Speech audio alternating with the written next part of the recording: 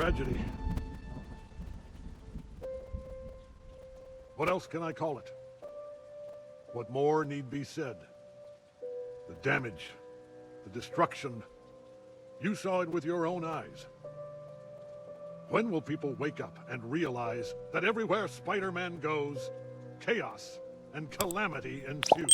আজকে আমরা Spiderman brand new day, যেটা 31শে জুলাই অফিসিয়ালি হলে রিলিজ করছে, তো সেই ফিল্মটা কি হতে চলেছে তার একটা গল্প তোমাদের কাছে রাখবো। তো এটা ইনসাইড কিছু লিক থিওরিজ আর আমার প্রেডিকশন সেই নিয়েই তোমাদের কাছে রাখছি। তো স্পয়লার হতে চলেছে, তো এই জন্যই স্পয়লার ওয়ার্নিং তো অবশ্যই দিয়ে রাখলাম। তো চলো বেশি দেরি না করে শুরু করে যাক। নো ওয়ে হোমের পর পিটার পার্কার এখন একজন গোস্ট। সে এখনো শহরকে বাঁচায়, কিন্তু কেউ জানে না কে স্পাইডারম্যান। এই সময় আমরা দেখি কয়েকটা ছোট ইন্টেন্স ফাইট সিন, যেখানে বুমেরাং, রাইনো, ক্যামেলিয়ন, ট্যারেন্টুলা, র্যাম্পরড এদেরকে একসাথে দেখানো হয়। এগুলো খুবই শর্ট সিনস, স্পাইডারম্যান কিভাবে একা একাই শহরকে বাঁচাচ্ছে। কিন্তু পিটার এখন শুধু স্পাইডারম্যান হতে চায় না। সে মনে করে যে সে এখন সব থেকে বেশি সুখী আছে তাকে ছেড়ে, এছাড়া নেডেরও তার আর প্রয়োজন নেই। এই ইমোশনাল চাপের কারণে পিটারের পাওয়ার্স ধীরে ধীরে অদ্ভুত হয়ে উঠতে থাকে। তার ওয়েবিং ধীরে ধীরে অর্গানিক হয়ে যাচ্ছে, তার শরীরে ভেতর কিছু একটা বদলাচ্ছে। এই সময় গল্পে প্রবেশ করে একটি ভয়ঙ্কর অর্গানাইজেশন, ড্যামেজ কন্ট্রোল। সরকার এখন চায় মিউটেন্টস এবং সুপার হিউম্যানসদের নিয়ন্ত্রণ করতে। তাদের মতে স্পাইডারম্যান ইজ টু ডেঞ্জারাস। এখানেই আসে জিন গ্রে অভিনয়ে স্যাডি সিঙ্ক। ড্যামেজ কন্ট্রোল আবিষ্কার করে জিন একজন মিউটেন্ট। তারা চায় জিনের পাওয়ারকে নিয়ন্ত্রণ করতে, কিন্তু জিন চায় উল্টোটা। সে ড্যামেজ কন্ট্রোলকে এক্সপোর্ট করতে চায়। জিন মনে করে স্পাইডারম্যান রেকলেস, স্পাইডারম্যান এলেই পরিস্থিতি আরও খারাপ হবে, তাই সে স্পাইডারম্যানের থেকে দূরে থাকতে চায়।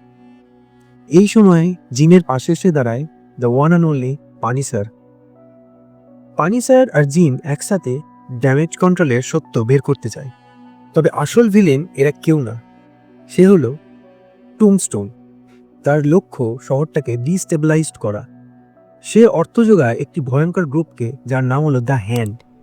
ড্যামেজ কন্ট্রোল একদিন স্করপিয়নকে ট্রান্সপোর্ট করছিল। হঠাৎ হ্যান্ড এই কনভয়কে অ্যাটাক করে এবং তাদের লক্ষ্য ছিল স্করপিয়নকে মুক্ত করা।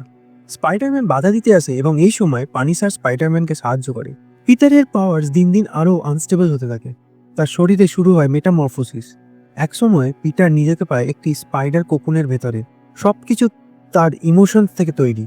পিটার অবশেষে সাহায্য চায় একজন অ্যাভেঞ্জারের কাছে। সে আর কেউ না, প্রফেসর ব্রুস ব্যানার। সে বলে, আমি একটা সিরাম বানাতে পারি, কিন্তু আমার সময় লাগবে। এদিকে টুমস্টোন চূড়ান্ত সিদ্ধান্ত নেয় যে স্পাইডারম্যানকে সে মেরে ফেলবে। সে স্করপিয়নের পাওয়ার আরও বাড়িয়ে দেয় এবং এরপরেই একটা দুর্দান্ত ফাইট সিকোয়েন্স দেখায় যে স্পাইডারম্যান এবং স্করপিয়নের মধ্যে। শেষ পর্যন্ত স্পাইডারম্যান স্করপিয়নকে হারায়, কিন্তু তার পাওয়ার এতটাই আনস্টেবল হয়ে পড়ে যে স্করপিয়ন পালিয়ে যেতে সক্ষম হয়। এই সময় ব্রুস ব্যানারও চরম স্ট্রেসের মধ্যে দিয়ে যাচ্ছে। এই স্ট্রেস থেকে জন্ম নেয় গ্রে হাল্কের। এই গ্রে হাল্ক সব কিছু ধ্বংস করতে শুরু করে। ড্যামেজ কন্ট্রোল তাকে ধরতে আসে, পানিশার ও স্পাইডারম্যান তাকে থামাতে চায়। আর ঠিক সেই সময় জিন গ্রে তার পাওয়ার দিয়ে ব্যানারকে কাম করে এবং হাল্ক আবার তার কন্ট্রোলে ফিরে আসে। কিন্তু এবার পিটার কন্ট্রোল হারায়। সবার সামনে 4টে এক্সট্রা হাত বের হয়, আরও চোখ জন্মায়। সে জায়েন্ট স্পাইডারের রূপ নেয়, একদম 90s স্পাইডারম্যান কার্টুনের মতো। জিন পিটারের মনে প্রবেশ করে এবং বলে, তুমি শুধু স্পাইডারম্যান না, পিটার পার্কার হওয়াটাও ইকুয়ালি ইম্পর্ট্যান্ট। এই ইমোশনাল রিয়েলাইজেশনের পর পিটার শান্ত হয়। মিউটেশন ধীরে ধীরে চলে যায় এবং ব্রুস ব্যানার অবশেষে সিরাম শেষ করে ফেলে আর পিটারের মিউটেশন স্টেবিলাইজ করা হয়। জিন সবাইকে ধন্যবাদ জানিয়ে নিজের পথে চলে যায়। অন্যদিকে পিটার সিদ্ধান্ত নেয় সে এমজেকে খুঁজে বের করবে, কিন্তু সে যে জানতে পারে যে এমজে এখন হ্যারি অসবর্নের সাথে আছে। সে তারপর নেটকেও খুঁজতে বের হয়। এদিকে ফাইনাল যে পোস্ট ক্রেডিট সিন, সেখানে দেখা একটি অন্ধকার জায়গা, যেখানে টুমস্টোন একজন বায়ারের সাথে দেখা করে আর তার পাশে দাঁড়িয়েছিল স্করপিয়ন।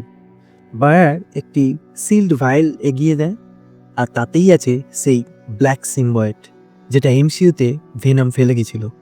টুমস্টোন ধীরে স্করপিয়নের দিকে তাকায় আর স্ক্রিন কালো হয়ে যায়।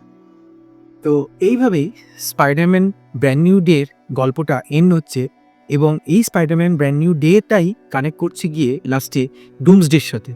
আগের ভিডিওতে আমি ডুমসডে নিয়ে যে অ্যানালাইজ করেছিলাম যে তাই ফিল্মটা কি হবে বা হতে চলেছে তার একটা রুমার থিওরি প্লাস হচ্ছে প্রেডিকশন আর কিছু ইনসাইড লিকড সেই থিওরি নিয়ে আমি বলেছিলাম এবং তাতে তোমরা সবাই ভালোবাসা ছড়িয়েছো, তো তার জন্য মেনি থ্যাঙ্কস।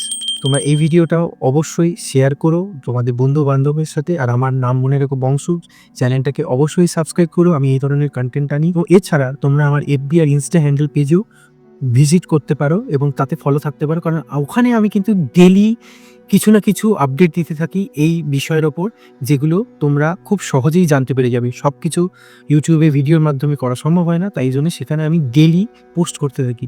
তো সেখানেও তোমরা অবশ্যই চেক আউট করো এবং সেটাকে তোমরা অবশ্যই ফলো করে রেখো। আজকের মতো এখানেই, আবার দেখা হবে স্ক্রিনের এপারে বংশোপসের সাথে। ততক্ষণের জন্য বাই।